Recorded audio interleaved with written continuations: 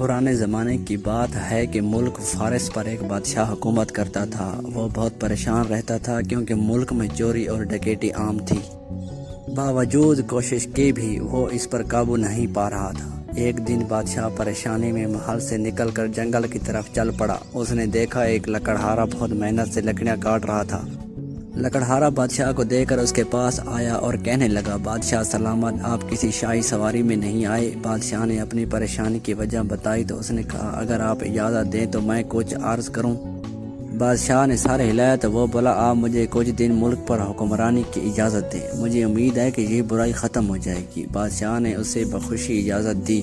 لکڑہارا بادشاہ بن گیا تھا۔ اس نے فوراً حکم جاری کیا، اگر ملک میں کسی بھی طرح کی چوری ہو جائے تو فوراً چور کا سر قلم کر دیا جائے گا، اور جو اس کی سفارش لے کر آئے گا اس کو بھی پھانسی دی جائے گی۔ لوگوں نے اس حکم پر توجہ نہ دی اور اگلے دن کسی کے گھر سے زیور چوری ہو گئے۔ بادشاہ نے حکم دیا کہ چور کو فوراً پکڑا جائے اور سپاہیوں سے کہا، اگر چور پکڑنے میں ناکام ہوئے تو ان کی جگہ تمہیں پھانسی دے دی جائے گی۔ کچھ روز گزرنے کے بعد سپاہی چور پکڑنے میں کامیاب ہو گئے۔ انہیں جیل میں بند کر دیا گیا۔ لوگ اب ڈر کے مارے سفارش نہ کریں۔ وہ بادشاہ کے باپ کے پاس گئے اور اس سے گزارش کی وہ بادشاہ سے معافی دلوا دیں۔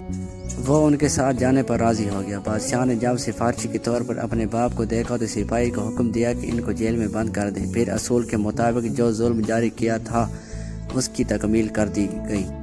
چوروں کے سر قلم کر دیے گئے اور جو سفارش لے کر آیا تھا اس کو پھانسی دے دی گئی۔ اس صورتحال نے سب لوگوں کو خوفزدہ کر دیا۔ اب کوئی راستے میں بھی پڑی ہوئی چیز بھی دیکھتا تو اس کو اٹھانے کی ہمت نہ کرتا۔ آہستہ آہستہ ملک سے چوریاں ہونا ہی بند ہو گئیں۔ 40 روز بعد بادشاہ لکڑہارے نے پہلے بادشاہ کو بلایا اور سلطنت کا نظام اس کے حوالے کر دیا۔ بادشاہ کی اس حکمرانی اور اصول پرستی سے اتنا خوش ہوا کہ اس کو اپنا وزیر مقرر کر دیا۔ پیارے بچوں، کسی بھی سلطنت یا حکومت کا انتظام چلانے کا ذمہ دار حکمران ہوتا ہے۔ اگر وہ اپنے اصولوں اور قوانین کو مد نظر رکھ کر کام کرے تو ہر برائی کو ختم کر سکتا ہے۔